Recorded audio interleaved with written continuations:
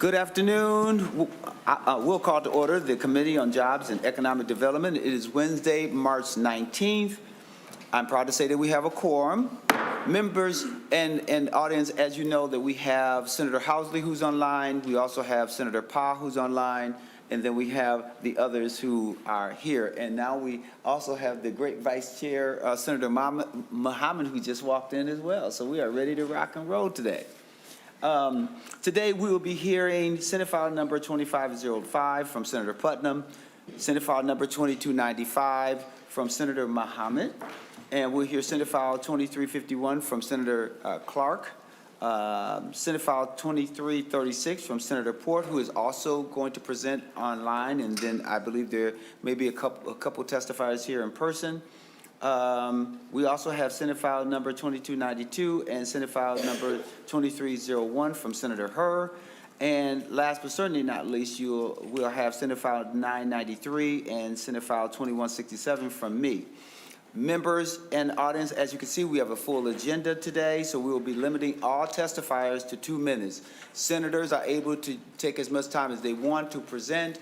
Then any testifiers who speak after the author of the Senate file will only be allowed 2 minutes, and we will time you because that's what we do in this committee. The whole objective is so that individuals do not repeat each other, but they allow their testimony to build on each other. Also, so that you know that the 2 minute limit wasn't something I just came up with today and just sprung it on you. It was posted online on the committee's website, and all testifiers have been made aware of this in advance.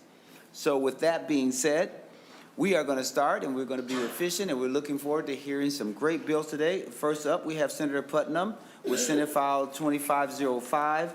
And Senator Putnam, if you will come forward, and you have 3 testifiers, so if 2 of those testifiers can come to the table and join you at the table, that would be great.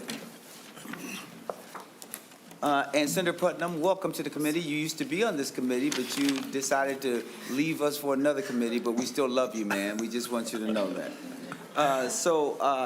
But I know that you have 2 here, but I believe you have 3 testifiers. So please state your name for the record and proceed with your testimony, Senator Putnam. Thank you very much, Mr. Chair. Seeing the empty chairs, I was actually going to offer to come back if you need me for today. Thank you very much for hearing this bill, and members for your attention to the important concerns that it raises. Members, we all know that the workforce crisis faced by our employers throughout the state. That's something that I know on this committee you are fully conscious of and very concerned about. This challenge is particularly acute in specific regions and communities. I think all of us could talk a little bit about how those concerns manifest for us in our own neighborhoods. Senate File 2505 will connect people with opportunity. But not just by providing skills, also by ensuring job placement and career mobility in high-demand industries like information technology, cybersecurity, healthcare, and commercial driving. This program, however, is an expansion of one funded by this very committee in 2023. In 2023, this group of individuals, all of us, decided to appropriate $1 million over the biennium to an organization called Cairo, who is here with us again today. And that was for workforce training programs. These programs that we funded last time have been incredibly successful. They've already resulted in 80 participants enrolling in credentialed training programs. 52 individuals have already graduated with industry credentials. Members, Cairo, in doing this work, has already met 85% of the program's recruitment goals, and there's still 6 months left in the program. So, members, this is an important program that has done good. A lot of times when we talk about programs like this, they are speculative. We hope that they do well. This one has done well and has changed people's lives. So thank you very much again, Mr. President, Mr. Chair, for hearing us talk about these important issues. And so I'd like to turn it over to my friends who know a little bit more about it. All right. Thank you, Senator Putnam. And who's going to go first? I'm going to go first. If you'd be so kind as to state your name for the record and give us your 2 minutes of testimony. And welcome to the committee. My name is Abdikadir Bashir. Good afternoon, Chair Senator Champion, Vice Chair Mohamed, and members of the committee. My name again is Abdikadir Bashir, and I serve as the founder and ED at Cairo, Center for African Immigrants and Refugees Organization. It is an honor to be here with you today to not just speak on behalf of the agency, but also to represent the thousands of workers, families, and communities who are counting on us to make a real investment in Minnesota's workforce. At Cairo, we believe that every individual deserves the opportunity to thrive, regardless of their background, race, beliefs, and where they live. Yet too often, social inequities create barriers that limit people's potential, not because of their abilities, but because of the systemic challenges that they face. When any part of our society, Mr. Chair, is excluded from opportunities, we all suffer. Strong, thriving communities are built when everyone has a fair chance to success. Rooted in greater Minnesota, we have dedicated ourselves to advancing equity and social justice for refugees, immigrants, BIPOC communities, and low-income families. Over the years, we've built a trusted and impactful presence, providing culturally responsive services across many community service domains. Chair Champion, members of the committee, our vision is clear: a more just and equitable society where children, youth, and families live in a supportive communities that uplift their cultural wealth and lived experiences. We have spent years working in the intersection of workforce, education, economic empowerment, helping new Americans, low-income families, and career changers break through barriers to opportunity. We have seen firsthand when people are given access to high-quality, culturally responsive training, they don't just get jobs. They build careers that strengthen their families and communities. Our Gateways2Growth programs not only equip people with skills and send them on their way, we partner directly with employers to ensure that every person trained through this program has a real opportunity for stable, high-wage employment. But, Mr. Chair, members of the committee, we cannot do this alone.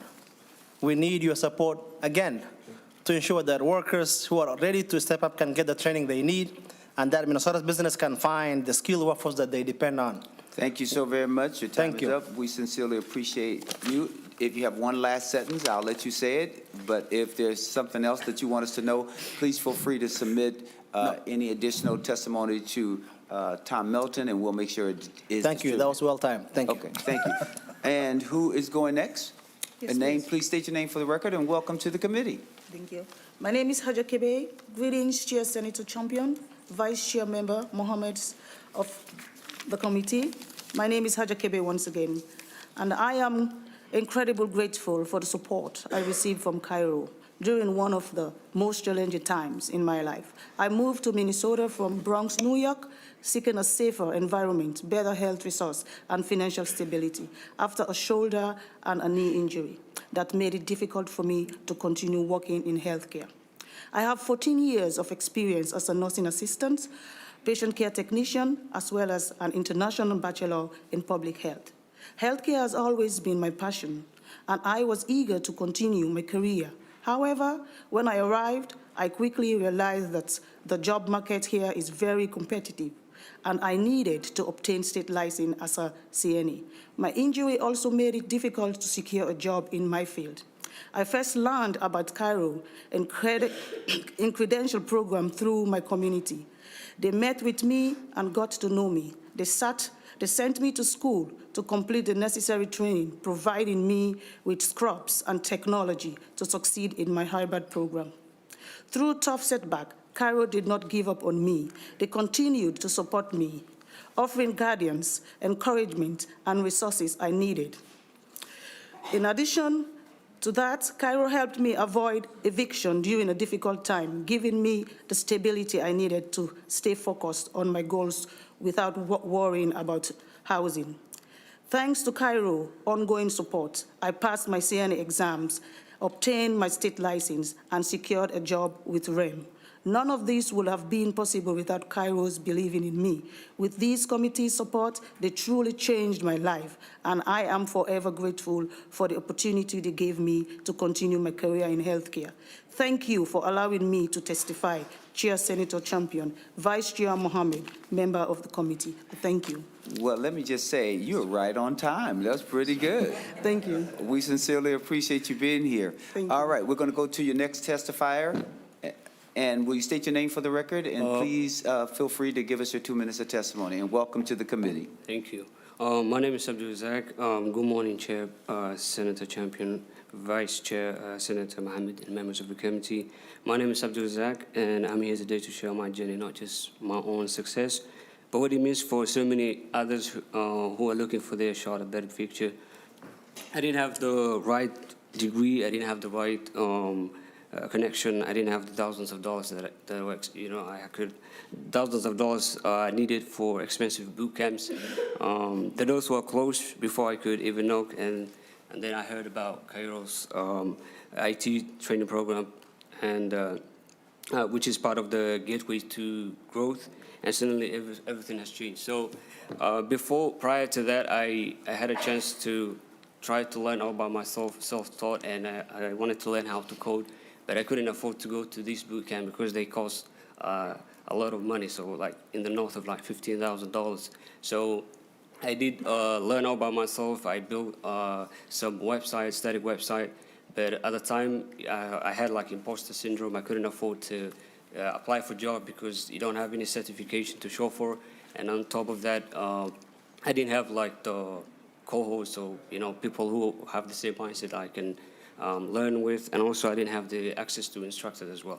But today I want to tell you, like, since I fast forward, like after 7 months of the intensive program, I learned how to code, and I am able to build my own SaaS product right now. So I'm looking forward to start my own business and start building software as a service. And in conclusion, Chairperson, Vice Chair, Mohamed, members of the committee, there are so many others like me, driven, capable, ready to work, but locked out of opportunities. Gateways to Growth gives people that opportunity. SF 2505 fuels that possibility. And by supporting SF 2505, you're doing more than finding a program. You're changing lives. You're investing in the future of Greater Minnesota's workforce and the state of our economy. Because when people like me succeed, we don't just change our lives, we strengthen our families. All right, and thank you communities. so much. If you got one last sentence, I did let you go over a little bit, but do you have one last sentence? Because you were getting warmed up there. That was the last sentence, by the way. So because I can repeat that last sentence. Oh, no, you don't have to repeat it. I got it. Thank you so much for being here. We sincerely appreciate both of you and for your testimony around being a beneficiary, so we appreciate that. I'm going to go to Ms. Noner. She's our financial analyst, and or our fiscal analyst, and she usually gives us a financial picture of what we've done in the past and what's being presented here. Ms. Noner. Mr. Chair and committee members, Senate File 2505 is proposing a $2 million appropriation per year in the biennium and appears to be ongoing as well. And in the past, in fiscal year 24-25, Cairo received $1 million from the general fund as well, and that general fund is also what's being proposed in Senate File 2505. And just for clarity, so that $1 million was for the entire biennium or per year? Mr. Chair and committee members, that was for the entire biennium, so Okay, $500,000 a year. Okay. So it appears, members, that they're asking for $1 million more than what was requested before. And secondly, there's a request for the money to come from the general fund, which we understand that is going to be a challenge. So any questions for the testifier or Senator Putnam? Senator Draheim. Thank you, Chair, and thank you, Senator Putnam, for bringing this forward. Does this organization operate outside of Minnesota? Senator Putnam. Mr. Chair, my friend, Mr. Bashir, can give you greater detail. But yes, it was originally founded in Oregon. But the actual implant and the actual organization itself right now, and Mr. Bashir himself, is a resident of St. Cloud. Mr. Bashir, to the question. Thank you, Mr. Chair. Yes, this is a two-state agency. We're in Oregon, but we're also here in Minnesota. We do many programs, and Workforce is part of 4 programs that we do. Senator Draheim. Thank you. And how do you, I guess, make sure the resources are kept separate between the 2 states, I guess would be my question. Mr. Bashir. Chair Champion, Senator Draheim, yes, that's a great question, and we have the fiscal responsibility and stewardship to do that.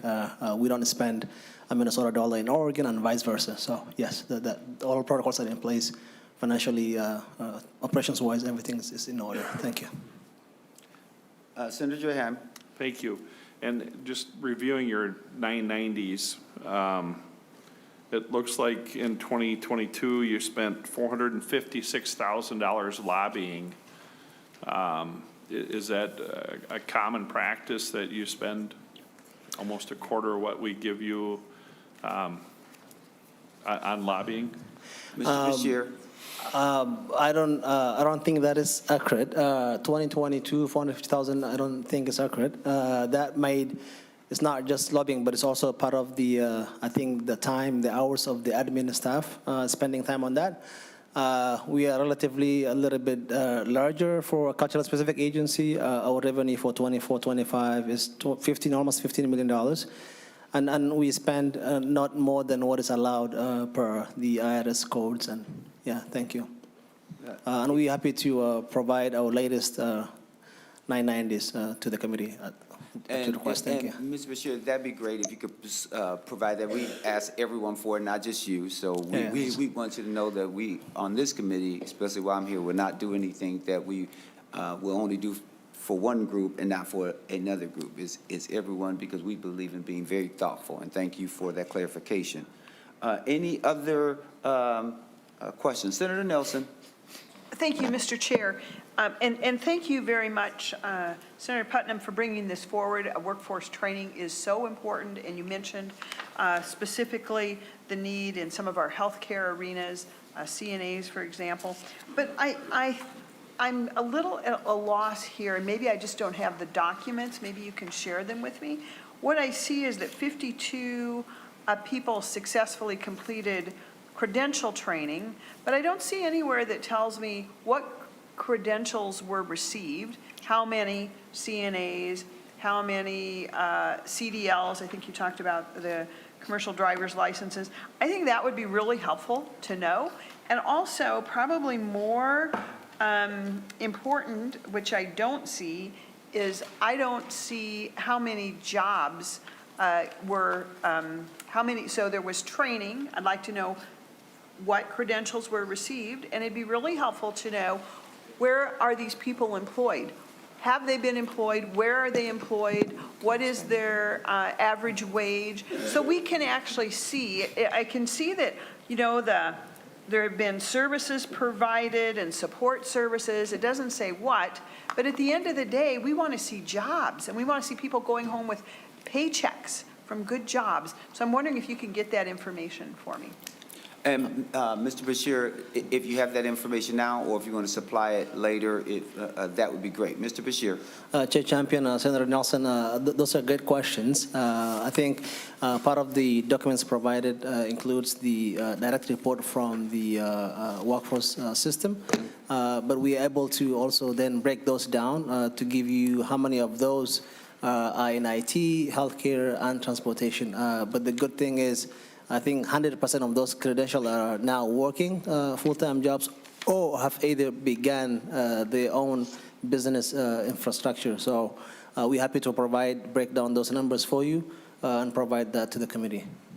And just for clarity, members, there is a document in your packet right here that is the request summary for Senate File 2505 that gives you a sense of the request, but also proven impact that outlines the number of people that were enrolled and graduated, and then it has some information around credentialed graduates that's there.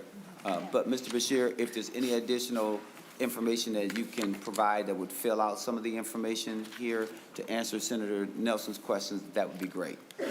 Senator Nelson, do you have a follow-up, or is that? No, Mr. Chair, no, I just, I do have the document in front of me, but it was just the things in addition to that document that I think would be very helpful for us. So thank you so much. Thank you, Senator Nelson. Senator Pratt. Thank you, Mr. Chair. And I just wanted to clarify real quick. So we talked about the appropriation being $1 million in 24-25, and this is now $2 million a year. Is that a for Ms. Noldner, is this going to be an overall $3 million increase, or did we only grant that for 1 year of the biennium? Ms. Noldner. Mr. Chair and Senator Pratt, over the biennium, it would be a $3 million increase. It was a $1 million appropriation in fiscal year 24-25, and it would be a $4 million total appropriation in 26-27. And Ms. Noldner, just for clarity, is this $1 million amount in the base, ongoing already? Mr. Chair, community members, it was a one-time appropriation, so Oh, it's not in one-time the base. appropriation. And there's a request for it to be in the base and for it to be ongoing, is that correct? Okay, Senator Pratt, I'm sorry for jumping in there, I just wanted to get some clarification. Senator Pratt? Mr. Chair, I always appreciate your follow-up questions and clarifications. Those are great. You actually went where I was going to go, but I guess I would ask Mr. Bashir a couple of things. In one, this is a large increase. Can you help explain why we're seeing this type of request? Mr. Bashir or Senator Putnam? Mr. Chair and Senator Pratt, thank you for the question. Mr. Bashir and I were just conferring. We goofed, Mr. Chair. There was a miscommunication or drafting error. Our hope was for $2 million total over the biennium. So when we say that was a mistake, a miscommunication, most likely on my part. The goal was not $2 million per year, it was $2 million for the biennium. So Senator Pratt, you still have an adequate question because it is a significant increase over the $1 million for the prior biennium, but it is not as significant as it might appear.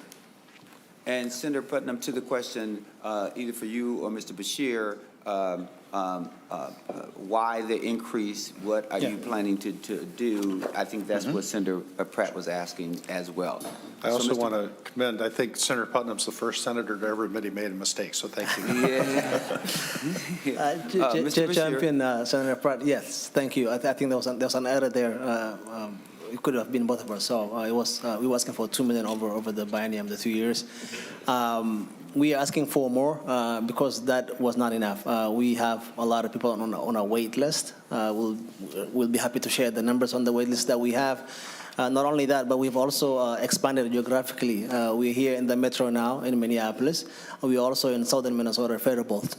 We have clients that are also take benefit of this workforce training program as well. So that's why we're asking for an additional $1 million over the biennium. Thank you. Senator Pratt, follow-up? Yeah, thank you, Mr. Chair. And Mr. Bashir, I also took a look at your 2022 990, and it suggests that you're getting $5.9 million in government grants. I'm wondering if you can tell me what other types of grants your organization is getting and how those fit in your organization and how this grant and this additional money then goes to work differently. Mr. Bashir? Mr. Chair, Senator Pratt, thank you. We are heavily grant funded, whether that is a state agency or a foundation. Rarely do we rely on corporate foundation or corporate giving. We don't have federal funds, so yes, what you see is what you see.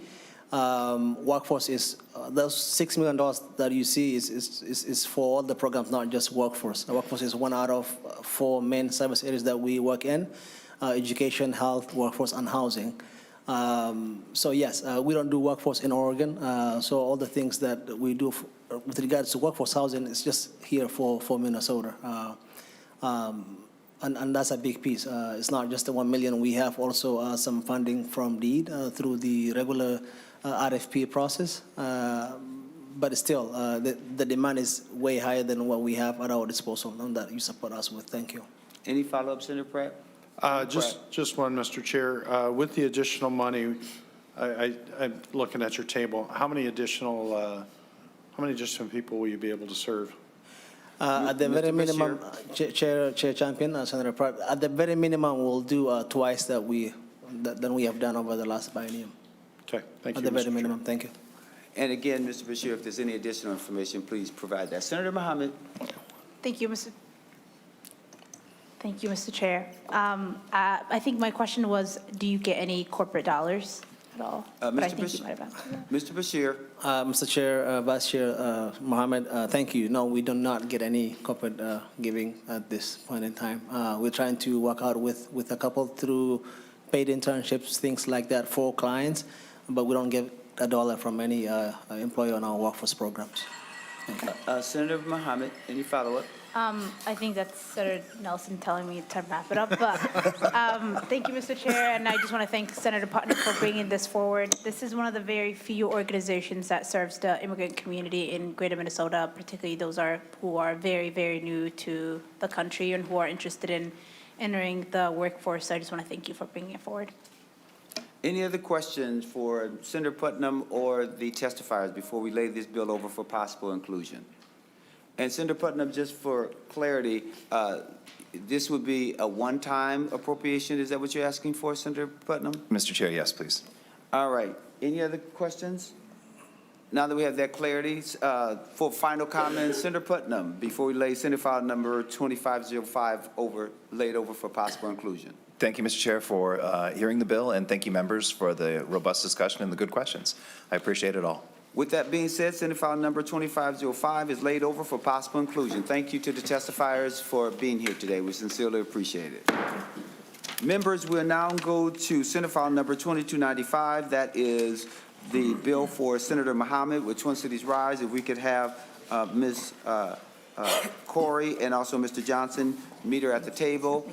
And while you all are getting settled, I'm going to turn to Ms. Noner to give us a financial picture so we have a good sense as to what we've done in the past with Twin Cities Rise. Ms. Noner.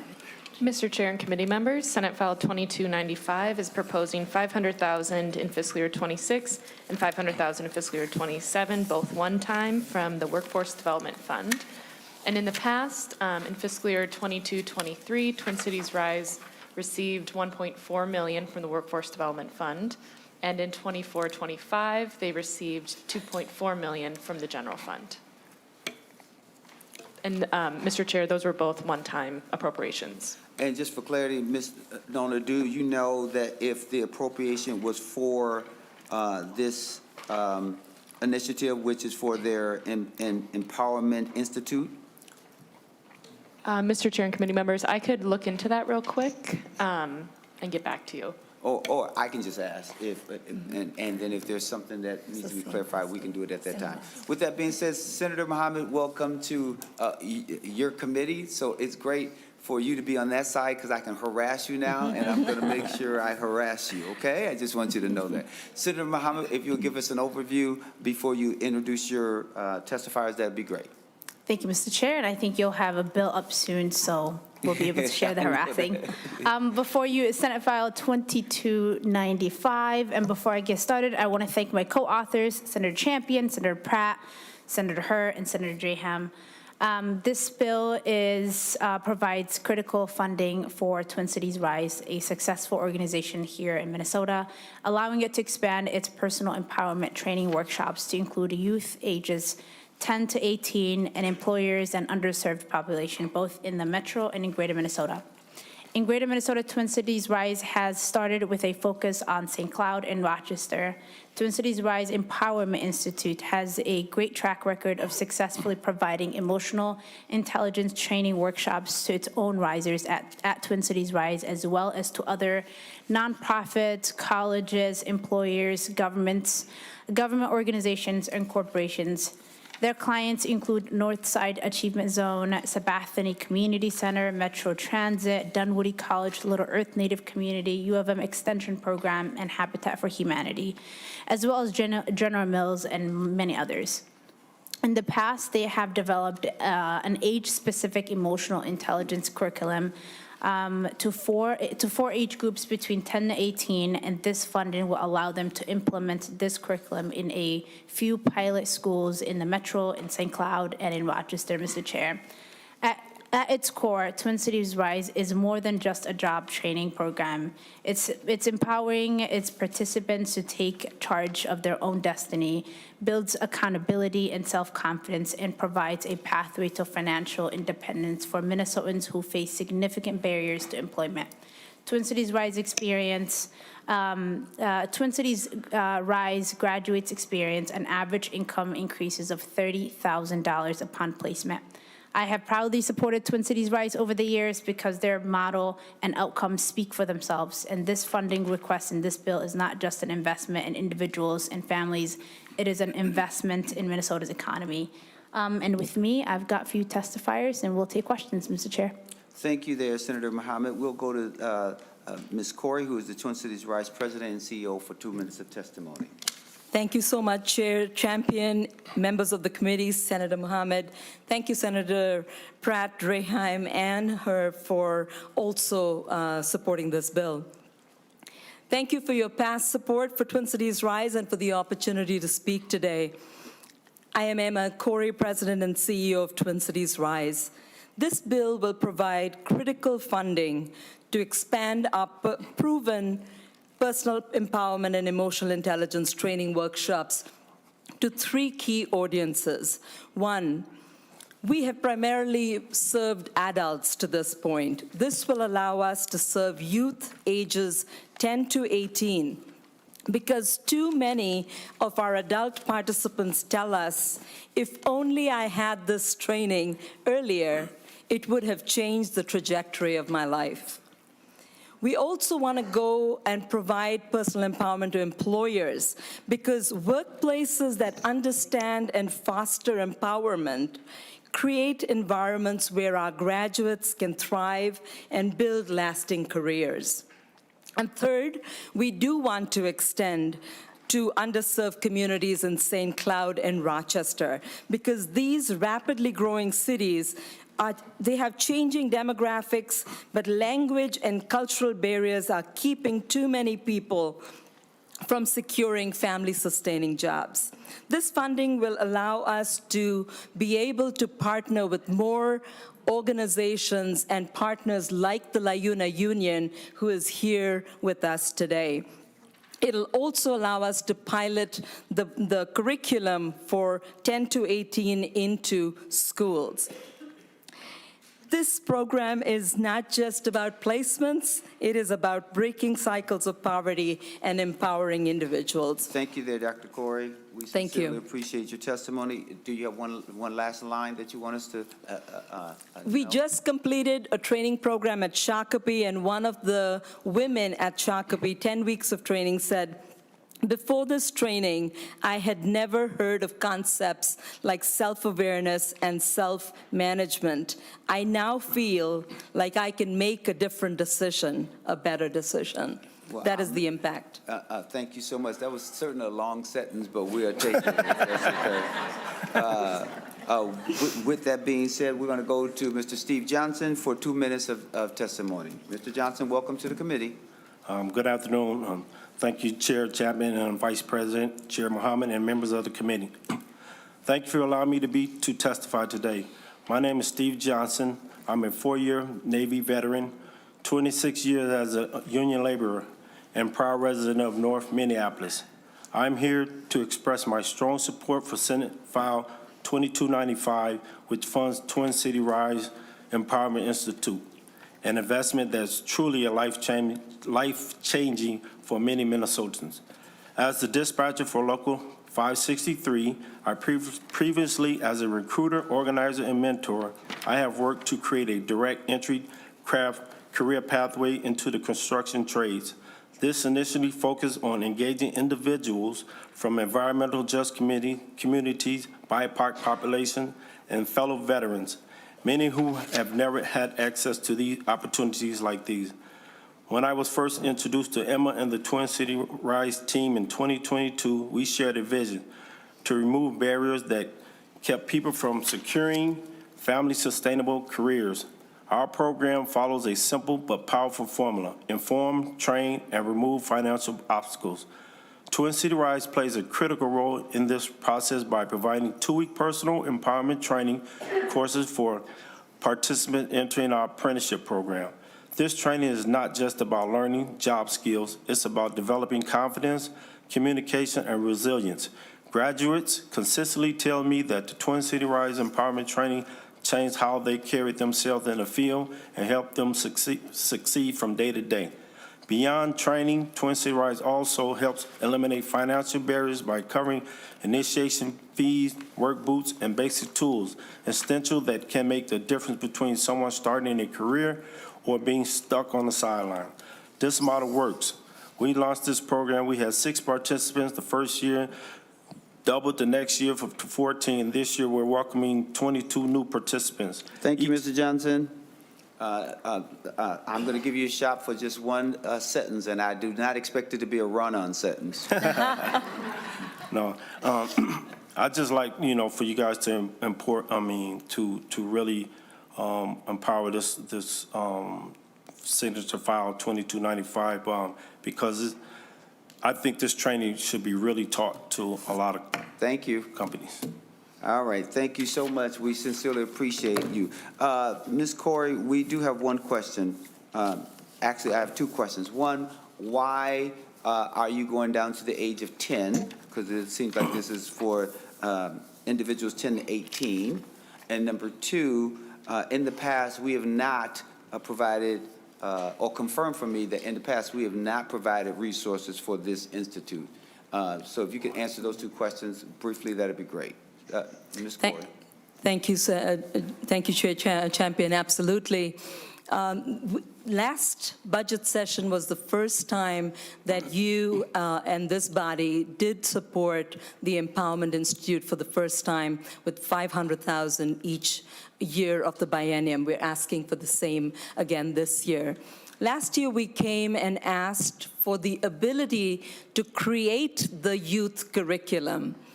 And now we have done that. We have created the curriculum for 10 to 18. We actually went with 4 age groups, so 10 to 12, 12 to 14, 14 to 16, 16 to 18. And we have created curriculum that is age-specific. As you can imagine, teaching a 10-year-old versus an 18-year-old, very, very different content, very different games and videos and language and skills. And so our hope is the kids that we are hearing, when we hear the age group and the crime and the issues that we are seeing are going younger and younger and younger, we felt like that 10 to 18 is the age group, especially coming out of COVID, that need our complete attention. And this is curriculum focused specifically on those 2-year gaps. And Ms. Corey, if you said we gave you $500,000 the year before, now you're asking for $1 million in a biennium, and so Same why- amount. I'm sorry? Go ahead. Mr. Chair, we're asking for the same amount that we did last year. So last year was 500, 500, $1 million in the biennium, and it's the same thing this year. Let me just say, Ms. Nomer, what, did we do $1 million last biennium? Mr. Chair and committee members, the total appropriation for Twin Cities Rise was $1.2 million each year, and then of that amount, $700,000 was for pay for performance grants, and then $500,000 a year was for the Empowerment Institute in 24-25. So explain why, if we gave you money before in order to start it and to get it going, why we should still continue that, and also, so that's one question. And then where are other possible funding opportunities, because this gets more into teaching as opposed to workforce training, and so especially when you're going as young as 10 years old, because we have child labor laws, so I know that we're not educating them to go into the workforce right at that moment. So can you help me reconcile these two Absolutely. thoughts? Absolutely, Chair. Thank you for the question, and I'm happy to answer it. So number one, Twin Cities Rise has always stayed in its lane, and so we know we are good at workforce development, we know we are good at personal empowerment. And so what this program does is we are creating the curriculum, we are creating the learning management system, we are creating the platform. Our goal is to connect with youth organizations, with schools that can then provide that curriculum that we have in partnership and in serving those that they serve. So in this case, our goal is to pick a few pilot schools. Our trainers will train 5 educators per school that we choose, and help them see the power of personal empowerment in their lives as teachers. And then they would then provide the curriculum to the youth. In the case of LaUna, we work with partners like NAS and LaUna and Dunwoody. And for example, even, more recently with Council of Churches. Our goal is to work with folks that are working in key spaces that connect to our mission. We bring the content, we train the trainers, and then we are able to magnify our impact through collective impact. So last year's request was to build the curriculum. This year's request is to be able to grow to more youth participants, to grow to more employers, and to grow to more participants in the St. Cloud and Rochester area. Hopefully that answers the question. And how many youth participants did you have last year? And it sounds more to me like you are training the trainer, because if you're training the trainer, then you're not directly training the youth itself as an institution. You are training the trainers. Yep. So tell me if I'm correct about you training the trainer, and then if you could tell me how many youth participants participated in the last fiscal cycle. Ms. Corey? For the number, I might, thank you, Chair, I might need, for the number, I might need my EI director, so I will have him come closer to the podium here. But you are right. When it comes to youth, it is a new field for Twin Cities Rise, and so yes, the intent is to train the trainer. And when it comes to the number of youth served last year, if you are fine with it, I'd love to have Jeff speak to the group for a minute. And if Mr. Williams could come forward and state his name for the record, but if he doesn't have the information, you can certainly provide that information for us at a later time. Mr. Williams, do you have the information, or would you like to supply it at another time? State your name for the record. Jeff Williams. Thank you, Chair Champion, for this opportunity. We had about 45 youth that were helping us develop the curriculum. And so, as Ms. Corey said, we're going to be implementing it coming up these next couple of years, training trainers to be able to deliver to the youth. But we did have about 45 youth that helped us to develop the curriculum. Any other questions for the testifiers? Senator Pratt. Maybe a little less of a question and maybe just more of a comment, Mr. Chair, and I appreciate your questions around the target population. You know, as a committee, I think we've recognized that getting young people engaged in thinking about their career in high school and middle school is probably a good thing, especially in disadvantaged communities where we want them to see that hope. We want them to see those pathways. But, I kind of share your concern that maybe we're crossing a little bit over into the K-12 realm with some of this, and making sure that we have a tight, very focused program here. I appreciate Twin Cities Rise. I think overall, they are the model when we talk about pay for performance. But this one, I think you've highlighted a real concern that I think we as a committee should get more information on. Any other questions for the testifiers, whether Senator Mohamed or any of the testifiers? Seeing none, Senator Mohamed, you want to give us your closing statement before we lay Senate file number 2295 on the table for possible inclusion? Well, thank you for hearing this, Mr. Chair, and for considering. We understand that budget targets are tight this year, but I think this organization does incredible work, and I think their pay for performance program speaks for itself. Thank you so much. With that being said, Senate file number 2295 will be laid on the table for possible inclusion. Thank you to the testifiers. Members, just so you know that we're going to make a slight change here. We're going to go to Senate file number 2336, which is Senator Port, who is going to provide her testimony or her overview virtually. Then we also have Leanne Rosacek, as well as Tiffany Carterin.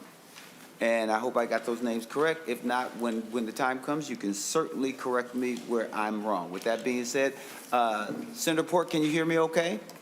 I can, Mr. Chair. All right, and before we get to you, we're going to ask Ms. Noner to give us the financial picture, see what we've done in the past, and just make sure that we're all on the same page. Ms. Noner. Mr. Chair and committee members, Senate File 2336 is proposing $8 million in fiscal year 2026 from the general fund to WomenVenture. And in the past, WomenVenture has received $2 million in fiscal year 2024 one time from the general fund, and then WomenVenture received $1 million in fiscal year 2025 from the Workforce Development Fund one time as well. And just for clarity, you said, what year did they receive the $2 million? Mr. Chair, $2 million in fiscal year 2024. Okay, all right, thank you so much. And the request now is for $8 million, is that one time? Mr. Chair, Ms. yes, Nona? one time from the general fund. All right, thank you so much. With that being stated, we will now go to Senator Port, who is appearing today virtually, and we are excited to have her. I was in her committee the other day, so I want to thank her for hearing my bill. So Senator Port, if you give us an overview and then introduce your testifiers for the record. Thank you. Thank you, Mr. Chair and Lead Draheim. I am pleased to chief author Senate File 2336, a request for $8 million to expand and deepen the proven work of WomenVenture, one of our most critical partners in supporting women entrepreneurs throughout Minnesota for nearly 50 years. WomenVenture is Minnesota's only community development financial institution that focuses on women entrepreneurs. In 2023, the legislature provided $2 million to WomenVenture's business development and capital grants programs to help Minnesota's vital childcare and food entrepreneurs start and run sustainable businesses. I'm joined today by Leanne Rosacek, CEO of WomenVenture, and Tiffany Calderon to update you on the impact of this investment throughout Minnesota and share our plans to expand this work through our request today.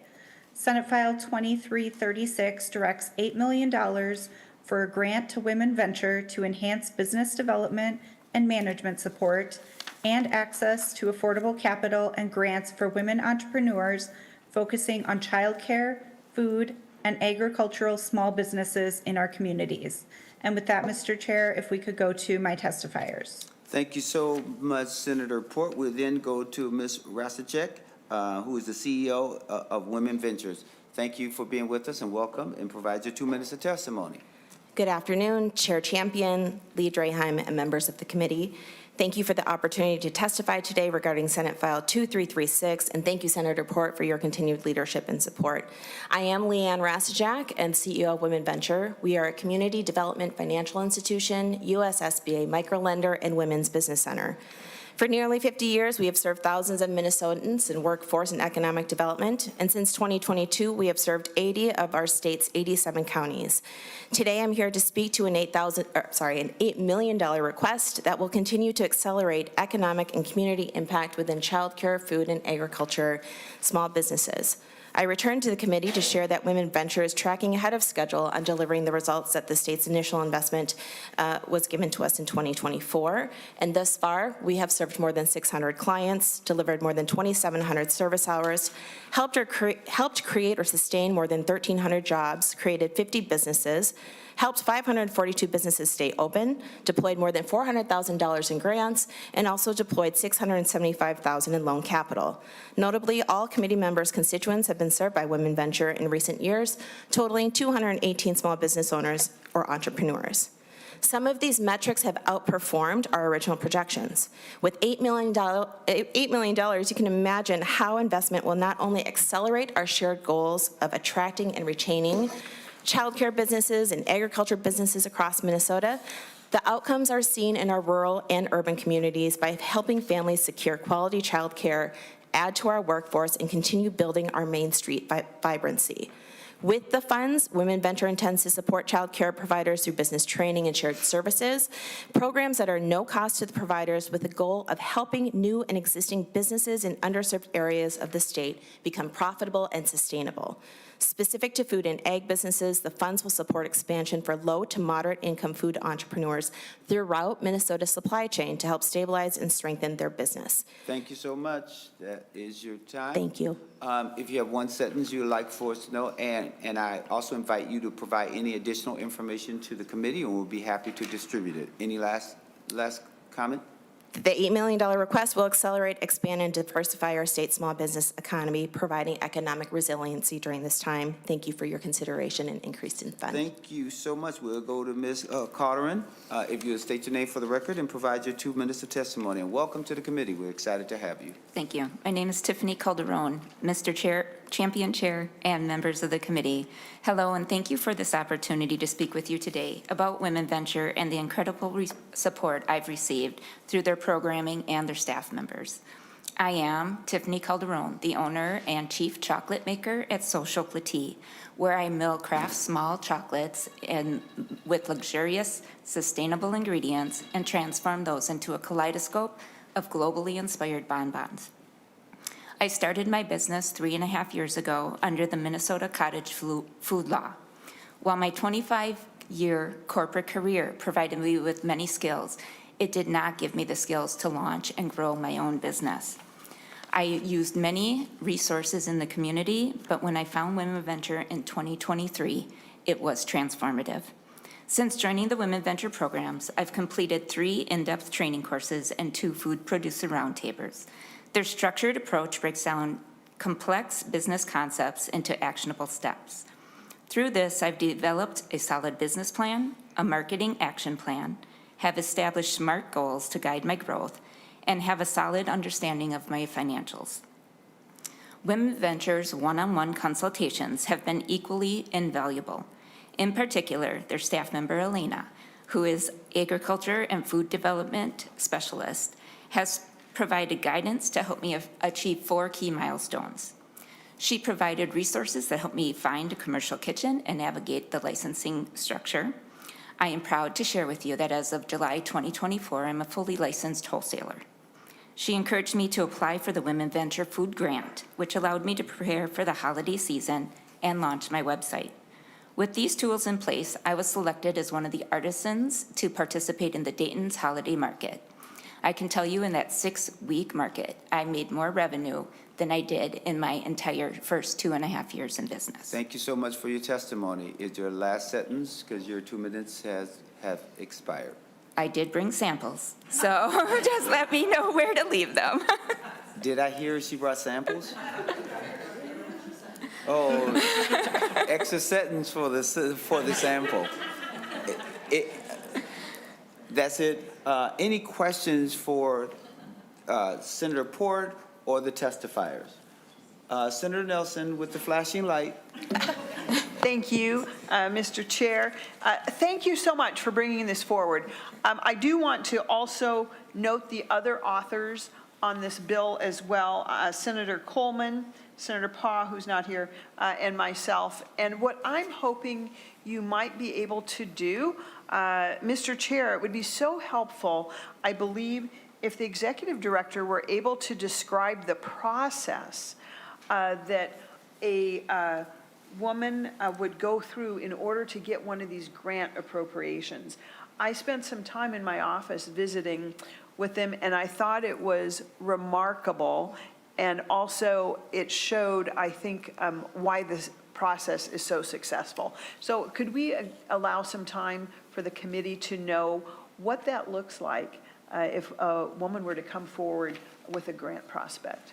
And we will allow that to happen if you can briefly tell us that and the reason for the increase, because you're asking for a substantial increase, not to mention you're asking it from the general fund, which is already going to be challenging. So I sort of level set with everyone just to let them know that we are in a very difficult period of time, and to ask for, you know, at least double or triple more than what you've gotten in the past is a pretty heavy lift. But with that being said, people present their ideas, and we will listen and we'll wrestle with it.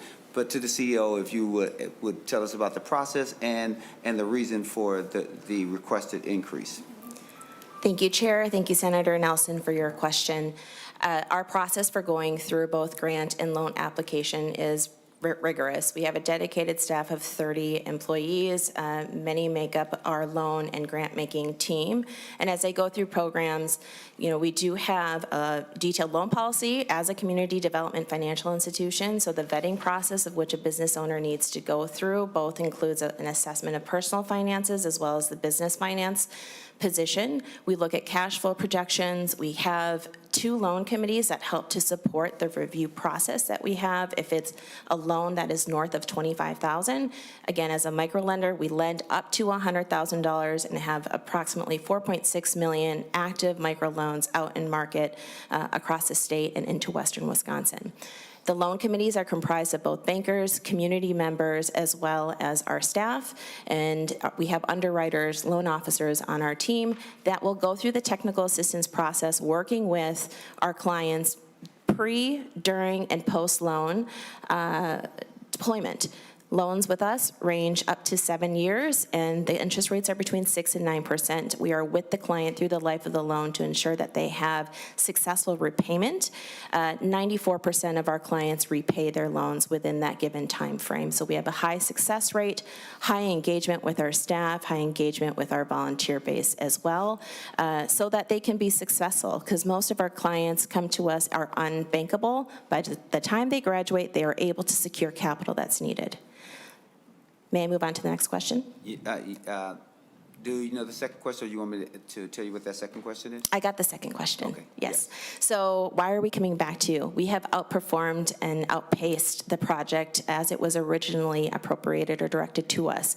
So the time frame was to wrap up the project by the end of 2026. We have fully deployed the initial investment or direct appropriation provided to us. We are in the final stage of the contract for the last $1 million with Minnesota deed, and that was specifically focused for childcare. It did not include food and agriculture related businesses. We do have a queue of clients who are ready for the next appropriation, whatever that dollar amount ends up being. For every $1 that's invested in a CDFI, we return at minimum $8 back to the economy. That's why that we're coming back with this ask, because we know it's productive, we know it's efficient, we know it's impactful, and again, 80 out of the 87 counties, I'd like to return to you and say and report out we've reached everyone, and we're helping to rebuild our main streets, whether that's rural or in urban communities. Thank you so much. Any additional questions? Senator Nelson. Thank you, Mr. Chair, and thank you for the discussion and how thorough and empowering this is. The one thing I would just note, I just want to make sure the committee is certainly well aware, and the public as well, but you are a CDFI, a federally recognized institution. Maybe you could just, Mr. Chair, just give a sentence or two about the CDFI, and I think just to make sure everyone's well aware of the value of that. To the testifier. Community development financial institutions, there's more than 1,000 of us in the U.S., but only 33 that are based in Minnesota. I am the chair of the Minnesota CDFI Coalition and board member of the Minnesota Catalyst Alliance as well. We focus on economic development as well as housing. The role in which we play is typically when clients are not able to access capital in a way that is from more traditional means from a bank. We serve low and moderate income communities and small business owners, and our unique capacity and capability is to work directly with a client. Most people, if you go through a traditional bank, you go through a loan process, you receive it, and you're on your way, and the only other time you interact with your bank is when it's repaid or when it's not. The services that CDFI provides is someone to walk right alongside you, provide you with the support that you need as a business owner, and help you build your business acumen so that you can graduate well beyond us. And most of our clients do end up giving back to community. Most of our clients do have businesses that succeed beyond the 5-year traditional window. And CDFIs are critical to being able to serve in that manner and avoid predatory lending as well. So if you can't get banked, most of our clients will use their credit cards instead. CDFIs are a community pillar that help to ensure strong financial acumen and support for small businesses when there are a lack of resources. All right, thank you, Senator Thank you. Nelson. I'm going to go to Senator Port. Did you want to say something? Because you will certainly be able to talk before we wrap the bill up. Senator Port? Yes, Mr. Chair, there was a drafting error in this bill. It is supposed to be from the Workforce Development Fund, not the general fund. So I'm wondering if perhaps Senator Mohamed could offer an oral amendment to that effect? Senator Mohamed offers an oral amendment to line 1.6 where it says general, replace or insert, strike general and insert workforce development. Is that your motion? That's my motion. Council, is that okay? All right. With that being stated, you heard Senator Mohamed's motion. Any questions on the motion? Seeing none, all in favor say aye.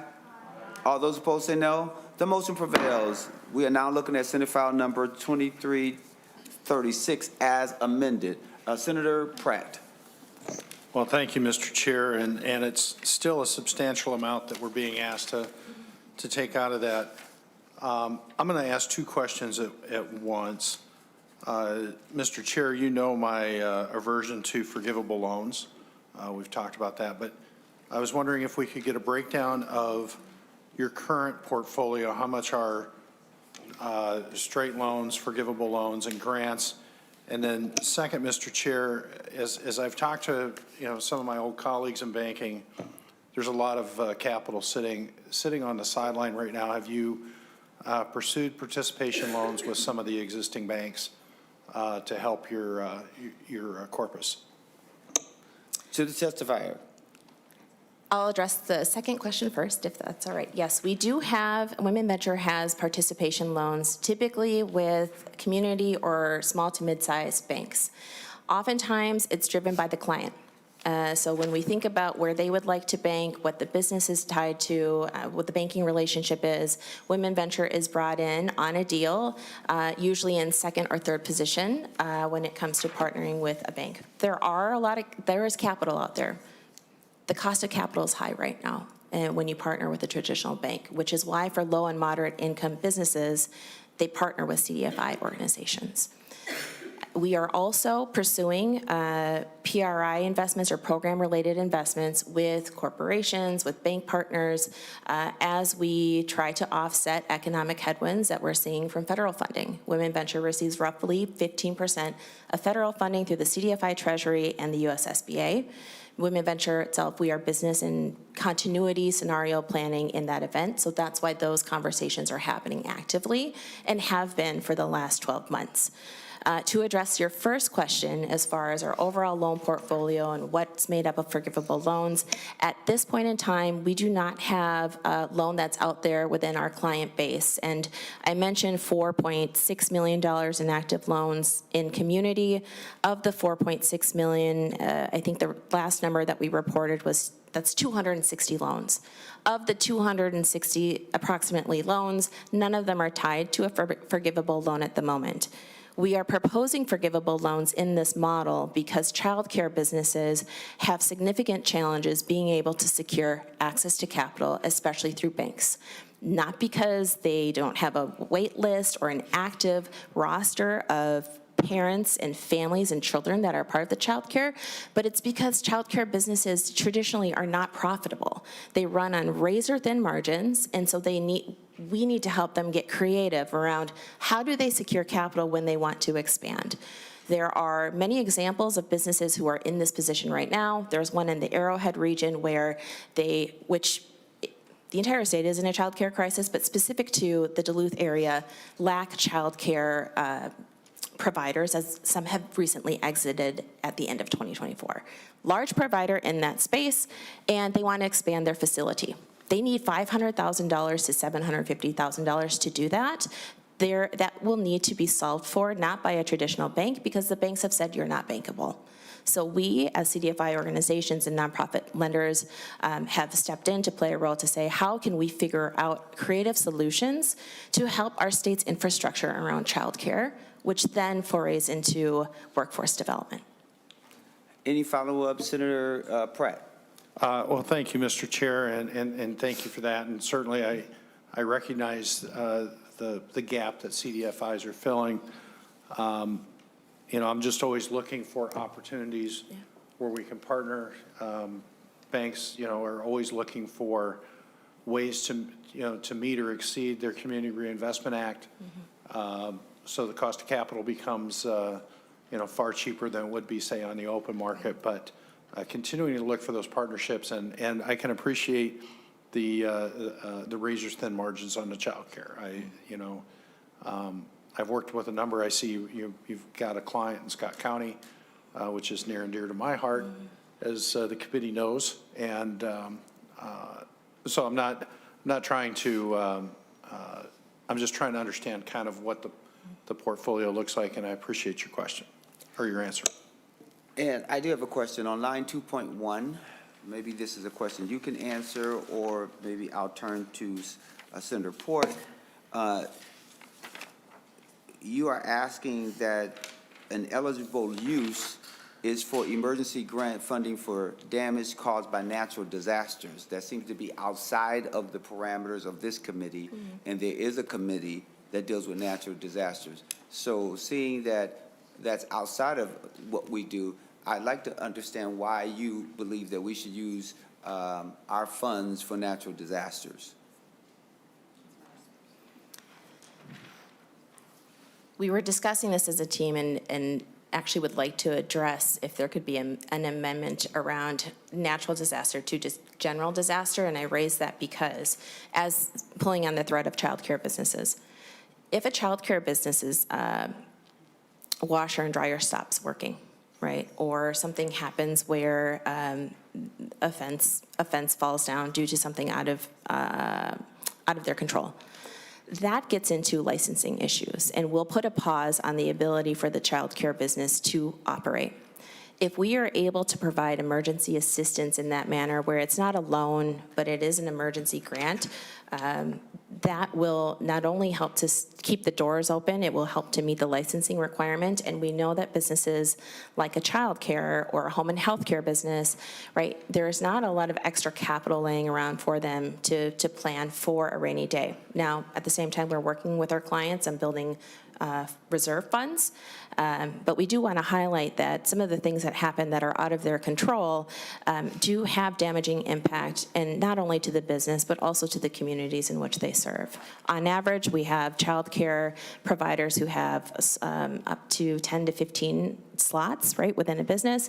Imagine having that child care business closed for a week or several weeks, and what that does, the position it puts parents in. So that's why that specific ask is in there. Members, any other questions?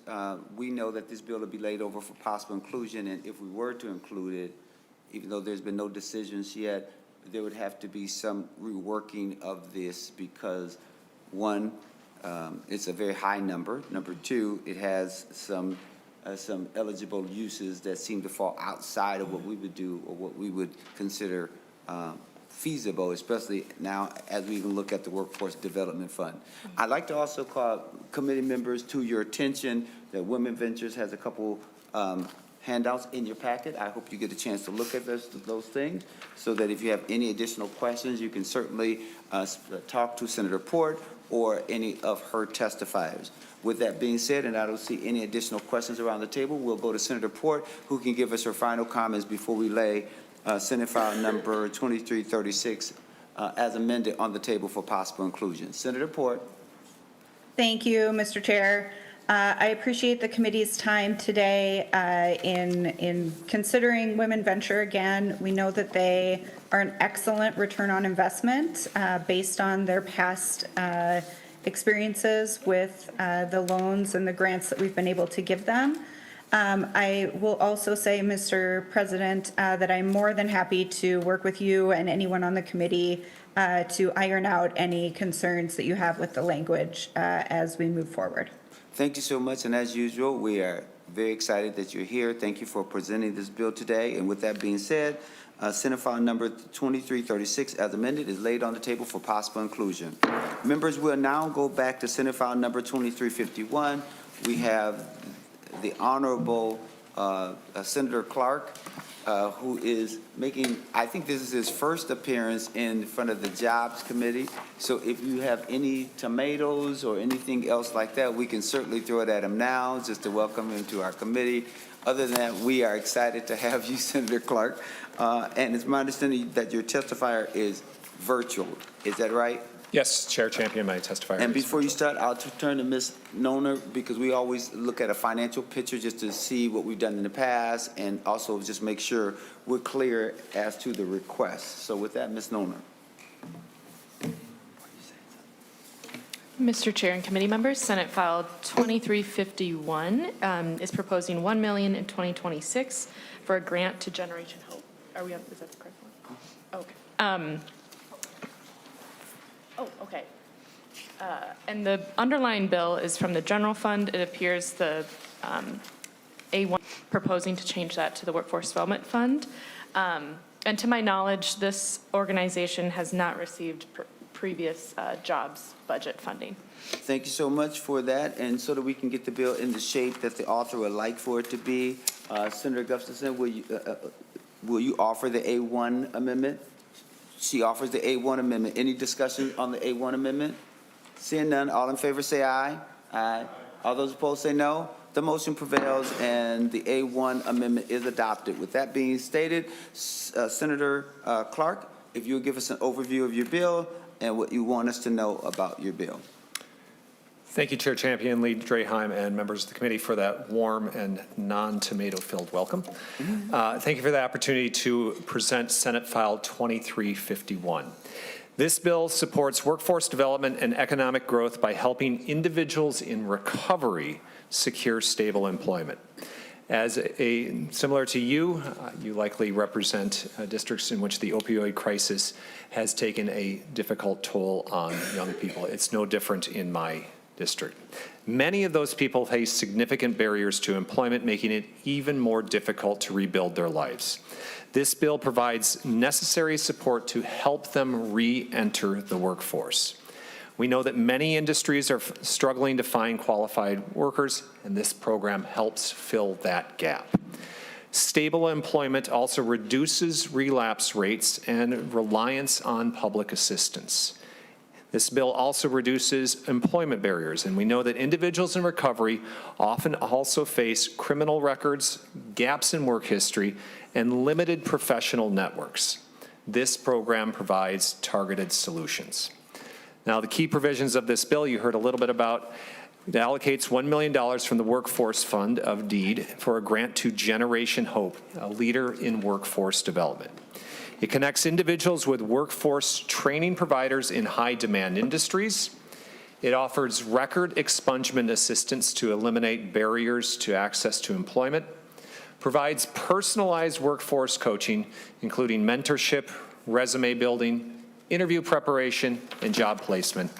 And perhaps most importantly, it builds strong employer and community partnerships to ensure that that career is sustainable.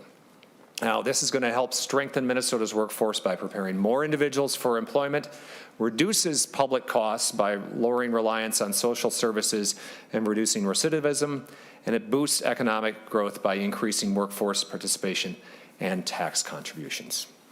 The opioid crisis has impacted many communities, including my own and likely yours. This bill provides a pathway to stability and helps them rebuild their lives. This is a strategic investment in our workforce and our economy, and I respectfully ask for your support. Thank you so very much for your overview. We'll now go to Mr. Warsami, who is with us virtually. He is the Executive Director of Generation Hope. Can you hear us okay, Mr. Warsami? Yes, I can. Can you guys hear me? We can hear you just Mr. fine. Chair. So welcome to the committee, and please provide us your 2 minutes of testimony. All right. State your name for the record and proceed. Thank you so much, Mr. Chair, and thank you for the opportunity to speak today. My name is Abdirman Warsami, and I'm the Executive Director of Generation Hope, a recovery community organization dedicated to ensuring that individuals in recovery don't just survive, but that they thrive. The reality is this: 95% of people in recovery relapse within their first year, oftentimes due to a lack of stability. People can't stay sober if they're struggling financially, homeless, or locked out of job opportunities because of a criminal record.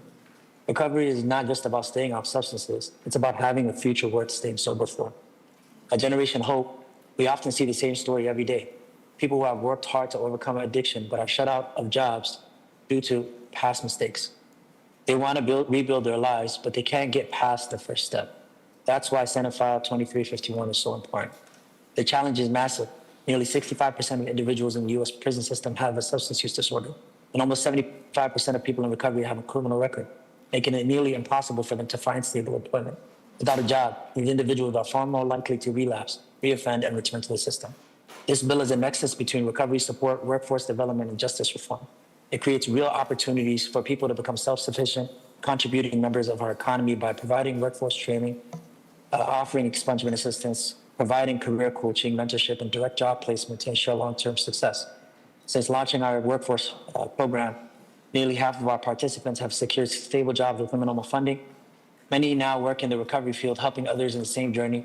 We have helped break the cycle of addiction, unemployment, and incarceration one job at a time. This is not just about jobs.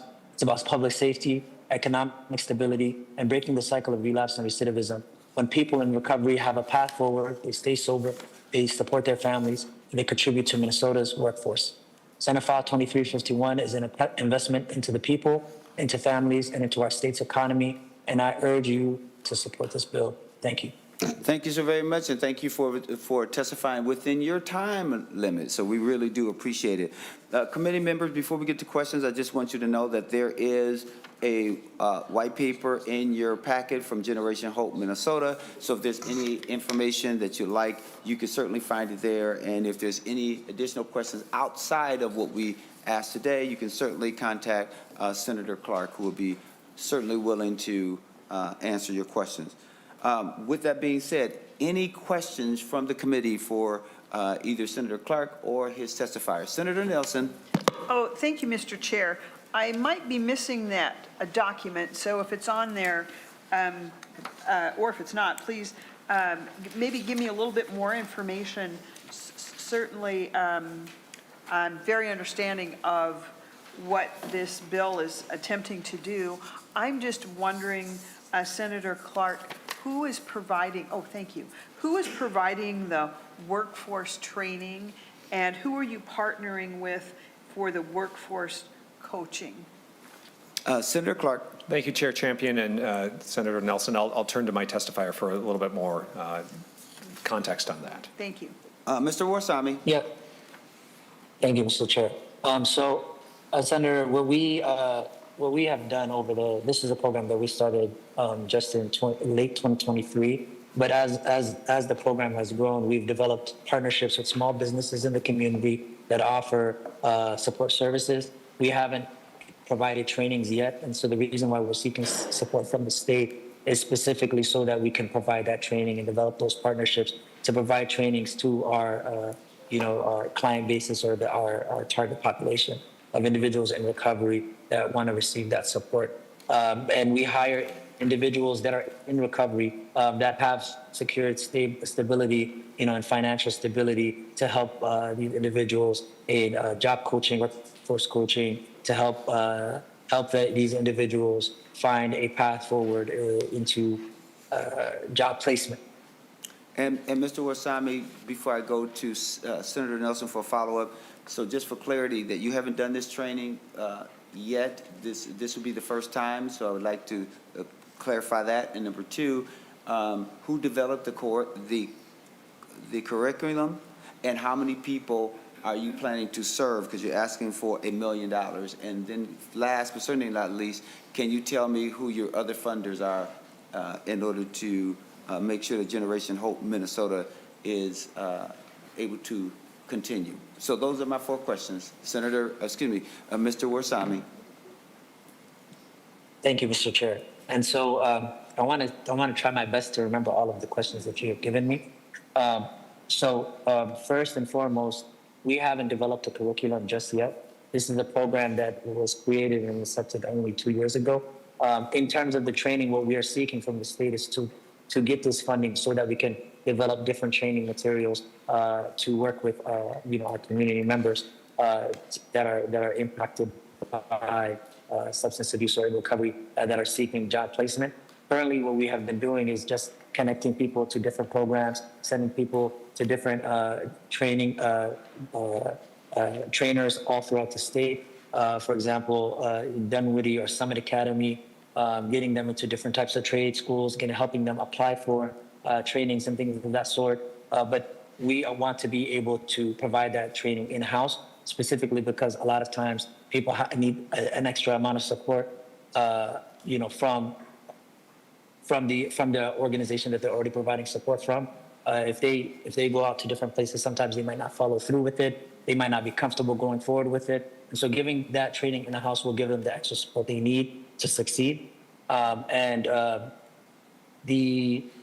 third question that you asked was, who are we currently receiving funding from, correct? That's correct. Mr. Chair. So we are currently receiving funding from the City of Minneapolis and Youth Prize. All right, thank you so much. Senator Nelson, back to your questioning. I'm sorry for interrupting you. No, thank you, Mr. Chair. Those were kind of a lot of my thoughts, too. And just going forward, I think it is really important to partner with the experience that's around you regarding job pathways, our community colleges. All of those things, I think, are really key. But I do think there's probably extra support needed to help people get through those things and provide that peer support and that counseling. So I definitely understand that. I don't think you can outsource that at all. But I do think when it comes to the training, it's difficult to so I appreciated hearing you say that you're working with Summit Academy, for example. I think those things are important to do as well. And so I look forward to seeing it as this goes forward, but I am cautious about reinventing the wheel when it comes to training for workforce pathways. Thank you. Any additional questions for either Mr. Warsame or Senator Clark? Seeing none, Senator Clark, if you can give us your final words before we lay Senate File Number 2351 as amended on the table for possible inclusion. Senator Clark. Thank you, Chair Champion and committee. Encourage you to find a way to include this. This is a direct, this directly affects some of our most at-risk folks, and it can provide a path to stability. We know Jobs does that, and we know it provides a path that keeps people away from recidivism, and this helps do that. Thank you. Thank you, Senator Clark, and thank you for coming to our committee. We sincerely appreciate your bill. With that being said, Senate File Number 2351, as amended, will be laid on the table for possible inclusion. Members, I want to just let you know that we're grateful for the chocolate that we got from Ms. Carterin. I just wanted to acknowledge that, and although I won't be able to partake in it right now, just know that once I get home and there's no one watching where I can make sure I eat it, I'll certainly do so. We're now going to Senate File Number 2292, Senator Hur, and this is for clues, and we'll ask Vanessa Young as well as Robert Clark to join Senator Hur at the table. And while they are coming to the table, we will ask Ms. Noner to give us the financial or the fiscal picture as it pertains to the organization that's highlighted in Senate File Number 2292. Ms. Noner. Mr. Chair and committee members, Senate File 2292 is for 30,000 feet. Are we on that one, or are we on the next one? Yeah, 30,000 feet. Oh, hold it. It looks like we have a small little, I'm sorry, I said it's for clues, but it's not for clues. It is actually for 30,000 feet. And on our agenda, accept our apologies that we do have clues with 2292, and clues is going to be 2301. So Senate File 2292 is 30,000 feet. So you are absolutely correct, Ms. Nona. So let's make that change. And Mr. Chair and committee members, for 30,000 feet, the Senate File 2292 is proposing 400,000 in 2025 and 400,000 in fiscal year 2026, and that is assumed ongoing. And then in the past, 30,000 feet has received 500,000 from the Workforce Development Fund in fiscal year 22-23, and 800,000 in fiscal year 24-25 from the general fund. And Senate File 2292 is proposing funding from the general fund. All right, thank you so much for that. Senator Hur, we are now We now have before us Senate File Number 2292, which is for 30,000 feet. If you can give us your overview, and then we will go to your testifiers. Senator Hurd. Thank you, Chair Champion, for hearing my bill, Senate File 2292. This bill will appropriate $400,000 on the first year and $400,000 second years to 30,000 feet.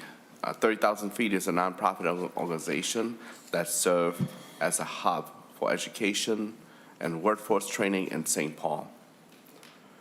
Its new facility is opening this summer. It's located across the street from my district and will allow them to host more young people than ever before. The work of 30,000 feet is important to my community because they connect youth with apprenticeship, job trainings, internships, and career placement, providing them with opportunities that may not otherwise be available. They use student progress report, parent survey, and third-party research to continually evaluate and improve their programming. So thank you, Mr. Chair, for hearing this bill. With me here is co-founder Vanessa Young, who will talk about the programs of 30,000 feet. I'm so glad that we have a student who will share with us his experience as well. Thank you, Senator Hurd, for your overview. We'll go to Vanessa Young. Welcome to the committee. She's the co-founder of 30,000 feet. We want you to state your name for the record and then give us your 2 minutes of testimony. Welcome again, Ms. Young. Thank you. I'm Vanessa Young, operating as the Director of Programs here at 30,000 feet. I'm joined by Robert, a former student who will add to our testimony, also joined by our tech job training lead, Boston, back there, in case there are any questions that I may not be able to answer directly. Good afternoon, Chair and members of the committee. Thank you for the opportunity to speak with you today. I'm here to request continued funding to support and expand our programs, which provide meaningful opportunities for youth to develop essential skills and prepare for the workforce. With the funding, we've been able to provide impoverished youth wages of over 200 youth a year and offer staff and support training to support those young people.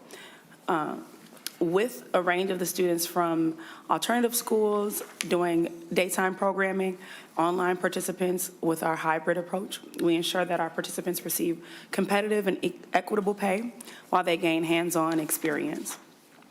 The need for these programs has grown significantly. We currently have a wait list of eager students to participate, reflecting the increase in demand for workforce training and career development opportunities. With additional resources, we can expand our pipeline and provide more youth with the tools that they need. Our programs do more than just provide job opportunities. We equip youth with a broad range of essential skills that prepare them for success in both careers and personal lives. This includes job training and soft skills development, resume building, interview prep, job shadowing, mentoring, and internship opportunities, dress and workplace etiquette, and logical thinking and problem-solving skills. I will pause there unless there are other questions.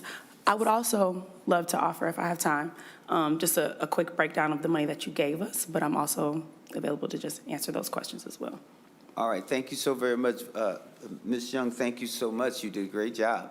Thank you. And I'll try to say I know that you're a little too. nervous, but you did a great job. We'll now go to Robert Clark, who is a student. Robert Clark, please state your name for the record and give us your 2 minutes of testimony. Welcome to the committee. Hello, my name is Robert Clark. I turned 18 in February. I've been connected with 30 Feet for 4 years as a tech geek student since I was 14, and it has been a place where I've experienced a lot of growth. I first learned about 30 Feet through a juvenile diversion program, and I'm so grateful for that opportunity. During my time there, I gained programming knowledge and earned certifications from Coding Academy and Python and JavaScript. But beyond technical skills, I also learned essentials, life skills, like how to communicate respectfully, stay on time, and take responsibility for my actions. 30K feet didn't just prepare me for a job. It helped me think about my future and set me on the path to building a career. It gave me the mental structure I needed to make better decisions and stay focused on my goals. Now I'm excited to be moving into a union job, staying on track and getting into HVAC. I plan to become a part of a union, secure a stable career, and eventually earn a pension. One day, run a business, employing the youth like myself.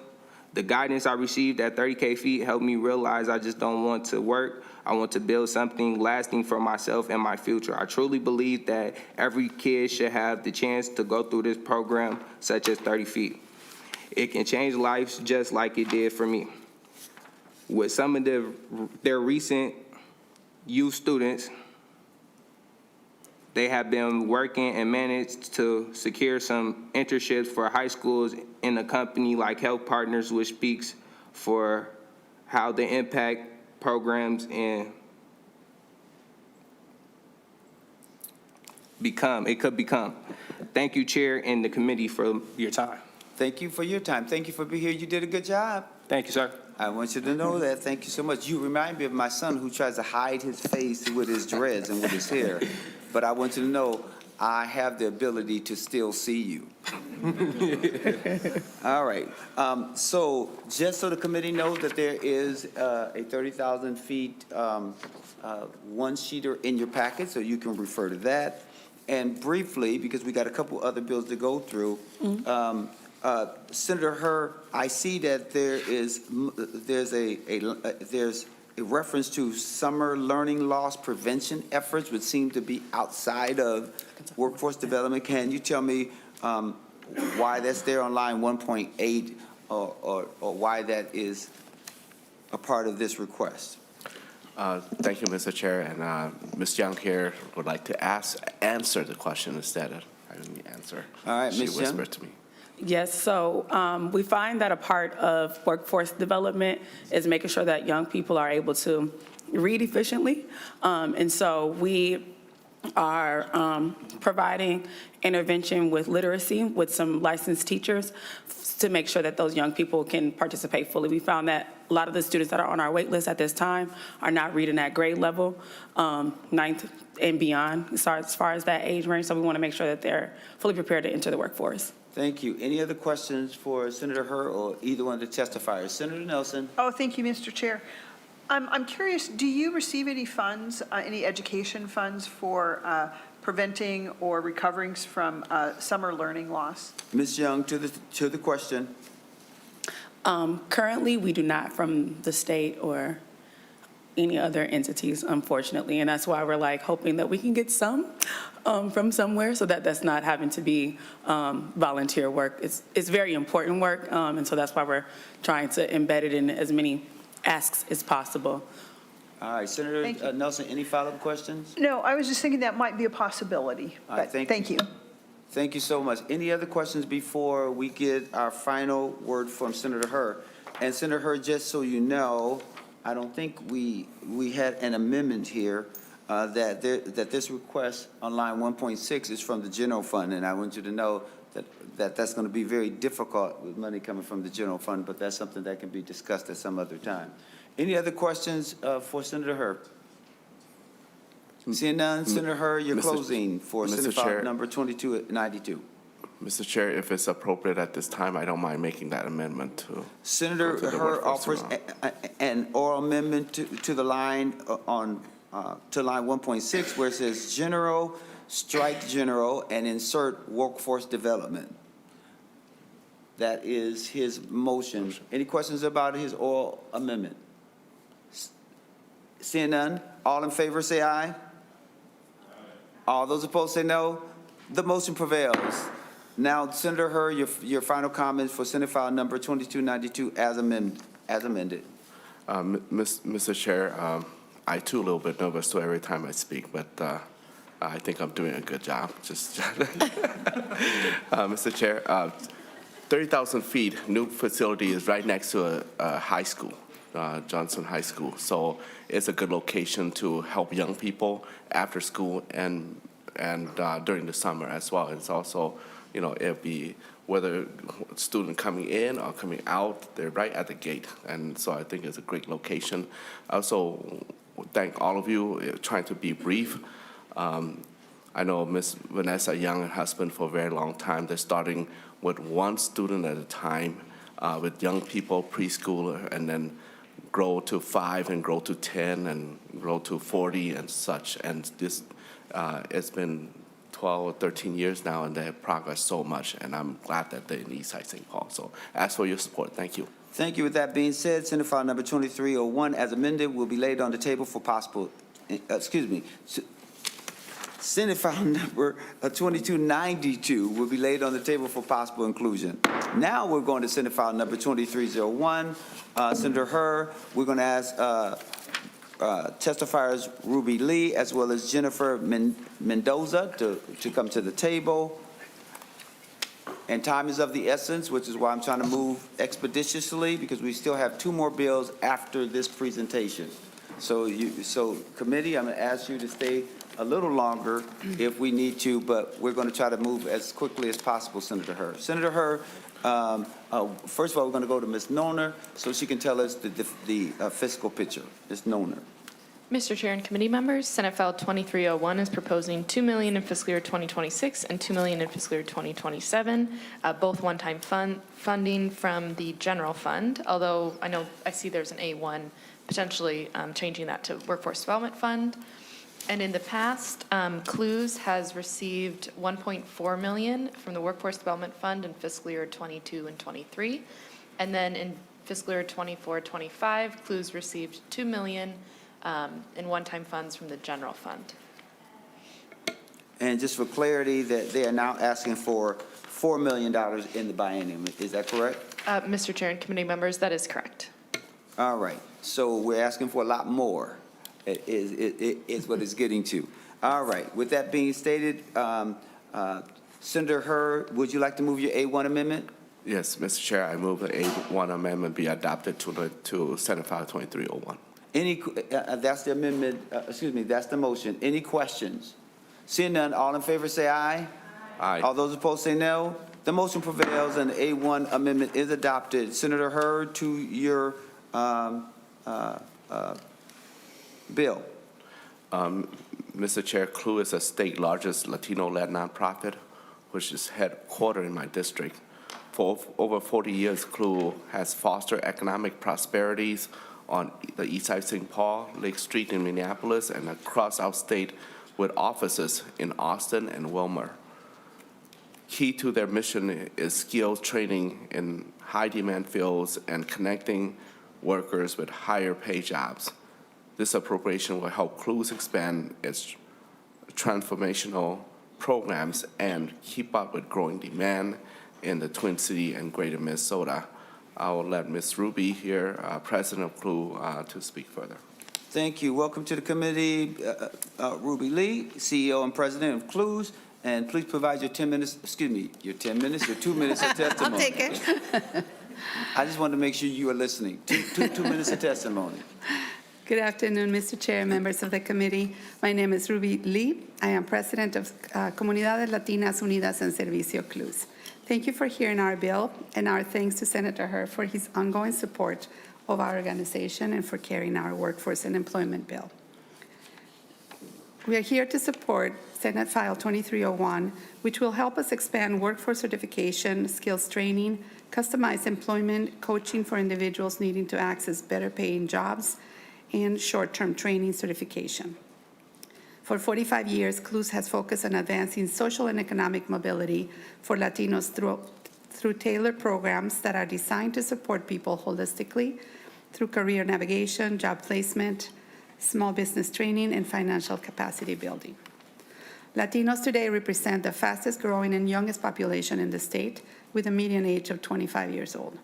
As a trusted community-based organization, we are uniquely qualified to lead critical workforce training programs in our offices in St. Paul, Minneapolis, Wilmer, and Austin. In 2023, CLUES received a $2 million appropriation for the current biennium to stimulate higher wages through tailored training and certification. Currently, over 400 people, adults, have participated in our training in commercial driver's license, phlebotomy, carpentry, digital literacy, manufacturing, entrepreneurship, and youth have also been served through paid internships.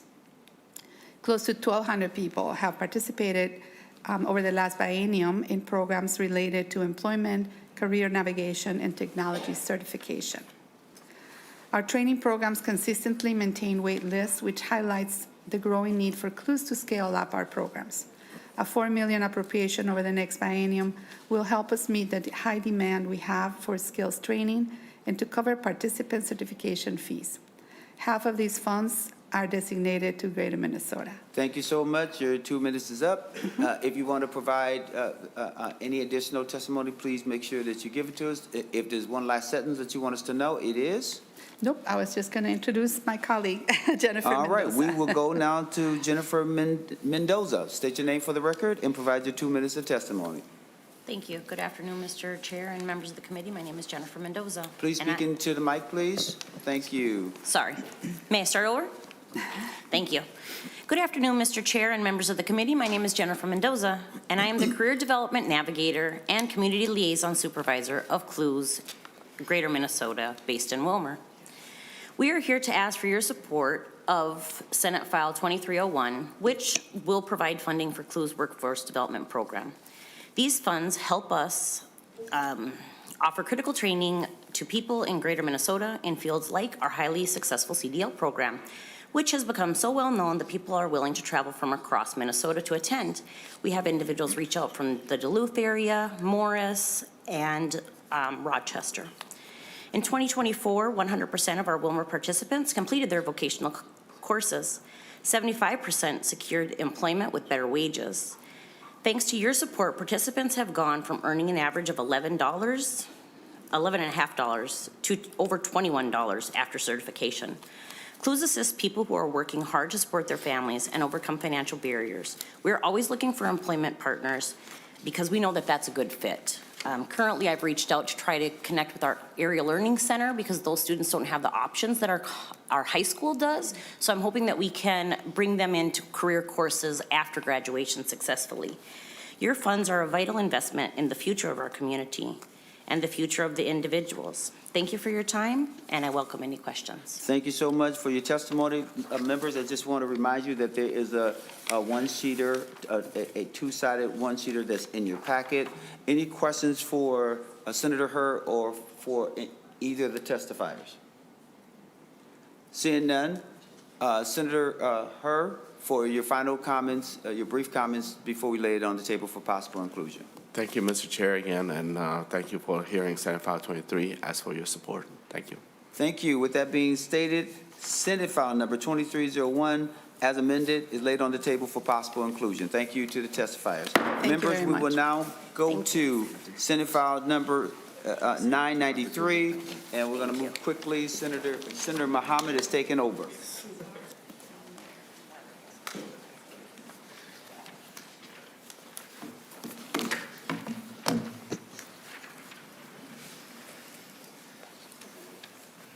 Okay, next we have Senate File 993. Senator Champion, you can begin your testimony, and I'll eat your chocolate. Thank you. And we're going to try to move as quickly but as thoughtfully as possible. I just want to quickly tell you that this bill and this organization is a great organization. As you know, this bill establishes $250,000 appropriation in fiscal years 2026 and 2027 for a grant to ProStart. This program is a well-established, proven, and successful education program that helps young people advance careers in the hospitality industry and address the critical long-term workforce shortages that the industry faces. Hospitality Minnesota Education Foundation is a 501c3. That is where the money goes. This grant will expire in June of 2025, so they are seeking additional funds because they got funds last time. And so in this session, we would certainly want to get your support. And I have with me a couple great folks. I have Noah Rosenberg, who's sitting to my right. He's a ProStart alum. And we have Ava Smith, who is sitting to my left. She's a ProStart student from Cambridge, Isanti. And Lauren Schwarter. Okay, there you go over there. ProStart alum and ProStart advisor from Cambridge, Isanti as well. And Hannah is here from the Director of Government Relations. So we're going to be quick, down to the point, and thoughtful. We're going to start with Noah Rosenberger. Okay, you may begin. Please introduce yourself for the committee, and you have 2 minutes. Thank you, Madam Chair. Thank you, Senator Champion and members of the committee. My name is Noah Rosenberger, and I'm a junior at University of Wisconsin-Stout and a proud Sauk Rapids-Rice High School ProStart alumni. I'm here today to share my strong support for Senate File 993, which provides critical funding for the Hospitality Minnesota Education Foundation to expand ProStart programs across Minnesota. Through my experience in the ProStart program, I've gained valuable skills in leadership, teamwork, basic knife skills, and proper food safety and sanitation. These lessons have not only prepared me for a future in hospitality, but have also taught me responsibility and professionalism that I carry into my daily life. Because of my experience in ProStart, I am now pursuing a career in hospitality and tourism at UW-Stout. This program has allowed me to turn the knowledge I gained in a high school classroom into 12 college credits, saving me time and money in my schooling. Colleges across our state offer similar programming for ProStart students seeking post-secondary education in the culinary arts or hospitality-related fields.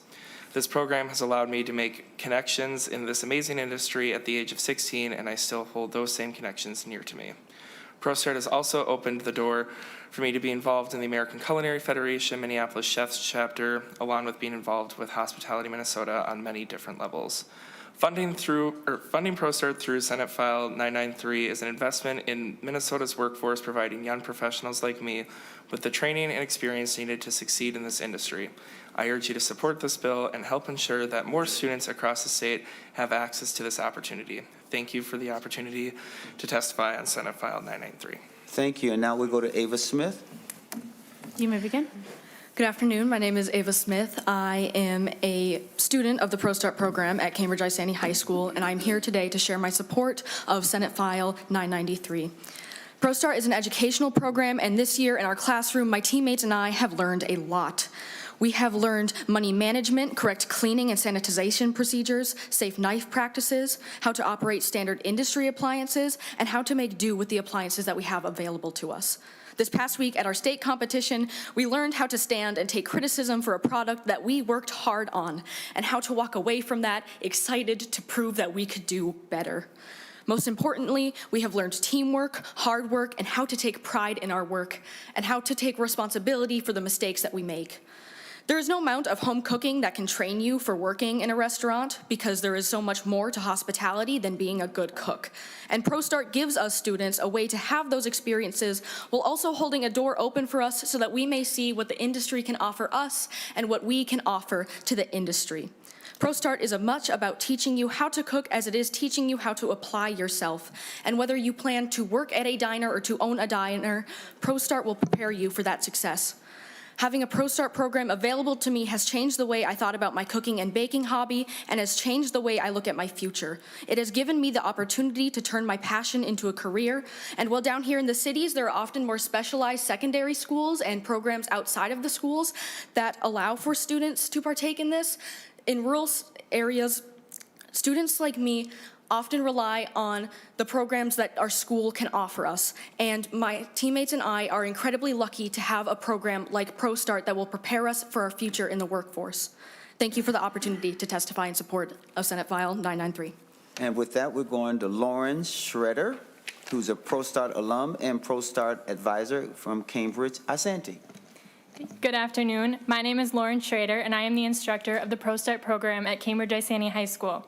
I'm here today to share my support of Senate File 993, the Hospitality Minnesota Education Foundation appropriation funding ProStart programs across Minnesota. I joined ProStart as a senior in high school, not realizing the impact it would have on my life. This program provided me with a strong sense of confidence in myself and my abilities. We attended the state competition where I was even awarded with best knife skills while supreming an orange for our dessert. Since high school, I have been running my own licensed baking business, Sweets and Treats by Lauren. The experiences and connections as a ProStart student has helped me thrive throughout my journey. It was back in November when I was given the opportunity to take over as the instructor at the high school, and I couldn't pass it up. It has been such an honor serving the program that jump-started my career. Thank you for the opportunity to testify in support of the State Senate File 993. With that, we're going to Hannah Zinn. Good afternoon, Chair Mohamed, Senator Champion, and members of the committee. My name is Hannah Zinn, and I'm the Director of Government Relations for Hospitality Minnesota, which represents the state's restaurant and food service businesses, hotels and lodging, resorts, campground sectors, and more. Thank you for the opportunity today to testify in support of Senate File 993. In Minnesota, the hospitality industry makes up over 384,000 jobs, averaging about 12% of the state's total workforce.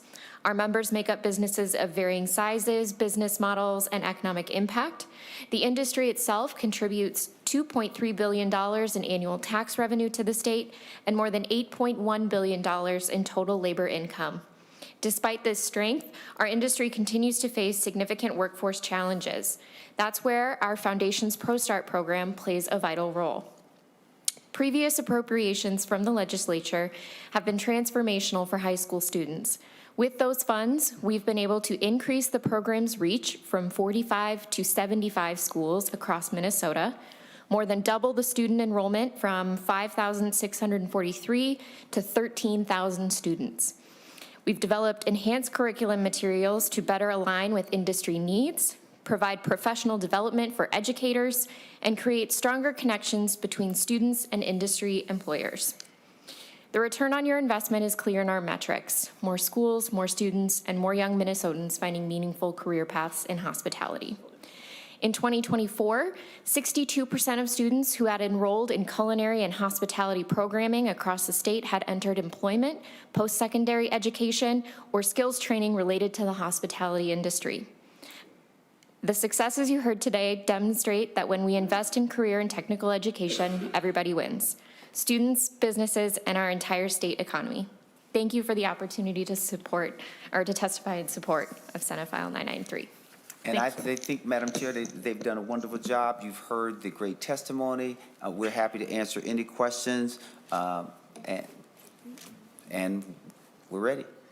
Thank you, Senator Champion. You still have to go through the chair. Oh, yes. That's true. Members, any Madam questions Chair. for Senator Champion? Senator Nelson? Thank you, Madam Chair, and thank you for the presentation. ProStart is huge success. Now, I'm just wondering, though, why this isn't funded through education, career and technical education. Why is this not going through, or has it in the past gone through K-12 finance? Thank you, Madam Chair, and thank you, Senator Nelson. One reason is because we see this as a way of dealing with a workforce shortage. And so the curriculum and everything that is designed there, along with working with other strategic partners or industry partners, is all around not just teaching them, but preparing them to be in those culinary settings. And that's why we have supported ProStart since 2023. In fact, it was 2021, even before I became chair. Senator Nelson, follow? Yep, thank you, Madam Chair.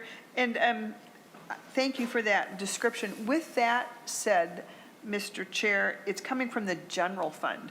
Could this be coming from Workforce Development Fund? Just a question. Madam Chair, Senator Nelson, yes. Do you need an amendment? Modification. Yes, we can do that amendment now, or I'll do it later. Okay, all right. I'll leave that up to you, Mr. Chair. Thank you. Thank you, Madam Chair. Okay, cool. So we'll do that later. Senator Pratt? Well, thank you, Madam Chair, and I was really hoping to ask Senator Champion some really tough questions, but it's a good bill. I'm sure the committee is tired of me talking about Scott County and the fact that we are a hospitality hub. And we have a program in G.A.P.P High School that is supported by ProStart. These kids are doing amazing work. I got a chance to watch the G.A.P.P team at the state competition. Ava, I saw your submission, and as we talk about the Jobs Committee, and Mr. Chair, you and I have talked about this many, many times. We're not just looking to get people a job. We're looking to get them into professional careers. And when you look at the business plans these kids are developing, when you're looking at, it's not just about cooking, it's about the entire industry. And when I was at the state competition, I heard two stories that I thought were just really amazing. One was we have a G.A.P.P graduate that is now working at a two Michelin star restaurant in Northern California, just a few short years after graduating. And an Elk River grad is starting her own, it basically owns two of her own Culvers based on what she's learned with ProStart and how to manage the business. And so I think it's a good bill, and appreciate you bringing it forward and bringing more jobs to Scott County. Thank you, sir, very much. Great. Members, any other questions? Seeing none, Senator Champion, do you have last words? Last thing that I'll say, that this program connects students with industry leaders, provides opportunities for scholarships, and perhaps most importantly, prepares young people for careers as restaurant owners, managers, chefs, and other positions. And so we are thankful, and thank you for the committee considering this bill. Okay, and we will lay over Senate File 993 for possible inclusion. Thank you so much. Senator Champion, you have another bill? Yes, Madam Chair. Senate File. It is Senate File number 2167, Madam Chair. You may begin. Thank you so much, and Ms. Nolan later can talk about the financial picture, but this is about Mind the Gap, which was established in 2017 as a nonprofit workforce development organization that serves men and women that are unemployed and underemployed in our 7-county metro area. They are housed in Minnetonka. Their mission is creating pathways to individuals to close the gap to poverty, and participants receive holistic support services to ensure basic needs. And as I mentioned, they're uniquely housed in the west suburb of Minnetonka. But they pride themselves on serving their population as they gain assistance to prosperity. They mind the gap in areas. Driving Beyond Barriers, which is CDL training, Eagle Work Readiness Program and job placement support. Work readiness, you know, they do things from resumes to interviewing, digital skills, online job platforms. They engage employers as partners, not only for job leads, but they also have a role in training and the professional development. ACT support services to promote stability, and they understand the importance of housing and basic needs and financial empowerment. Those are just some of the things, and we are proud to know that they've served over 500 participants and looks forward to continuing their impact on men and women across Minnesota. And with that, we'll turn to David E. Johnson, the Chief Executive Officer, who is joining us virtually before we go to my testifier that's here in person. Okay, thank you. David, can you hear us? Yes, loud and clear. You may begin, Mr. Johnson. Mr. President, thank you all, and Chair, Madam Chair, Vice Chair, members of this committee. I am David E. Johnson, CEO of Mind the Gap, and we have with us the staff and members of Mind the Gap, and also one of our board members as we testify today. Thank you for this great opportunity. Senator Pratt, Senator Draheim, thank you all for your time today. As stated already, Mind the Gap is a workforce development organization housing in the space of Minnetonka, and we are proud to say that in 2023 and to 2025, we were awarded $1.5 million to be able to advance the work that we do as an organization. And we are proud to say, because of that work, we've had the privilege and the ability to serve in 2023, 37 participants. And then we grew the work in 2024 to 115 participants served. And in quarter number 1 of 2025, we have already enrolled over 88 participants in our organization. I am excited about what's happening with Mind the Gap. Your support for our organization will help transform lives and help advance the mission and vision of our organization. I'm excited to say if this committee will support the work of Senate File 2167. It will support and advance the population which we serve while keeping the mission and vision of Mind the Gap alive. Thank you for your support. Thank you for considering us, and thank you for your time. Thank you. And then next, we'll go to your next testifier, Senator Champion. All right, we will now go to my next testifier. This is Deanna Zubinlake. Yes. And if you state your name for the record and give you 2 minutes of testimony. Thank you. Madam Chair, Vice Chair, members of the committee, I'm Dina Zubalake, CEO of Mind the Gap. Mind the Gap is growing. We are meeting a critical need in our community, providing low barrier access to high-wage, high-demand careers. And since May of 2024, over 270 individuals have applied for Mind the Gap services. With the support of our 2023 to 2025 appropriation, we have been building our capacity to support increasing needs. And last year, in our Driving Beyond Barriers program, 78% of participants with a CDL, commercial driver's license, obtained employment with an average starting wage of $28 an hour. And this is truly life-changing. With your support, Mind the Gap will continue to an expansion of services, including training for early education childcare workers and a focus on young women ages 18 to 28 pursuing career advancement opportunities. Our mission is to create pathways for individuals to close the gap to prosperity. We work alongside participants to achieve their goals, navigate crisis situations, and pursue their career aspirations. Madam Chair, members of the committee, we thank you for your consideration. And Madam Chair, if I can just briefly say, again, the staff is sitting behind us. You also received some information in your packet, and it shows the employer partners that they have. Also on the second page, they have Driving Beyond the Barriers, EAGLE, Financial Empowerment, as well as ACTS, and it tells you all the work that they're doing there, and we are thankful for your indulgence. Thank you. Members, any questions for Senator Champion or his testifiers? Seeing none, any last words, Senator Champion? We love your support. Thank you so very much. All right, thank you. Senate File 2167 will be laid over for possible inclusion. Members, that concludes our business for this meeting. Our next meeting will be Monday, March 24th. And with that, this meeting is adjourned. Thank you, Madam Chair.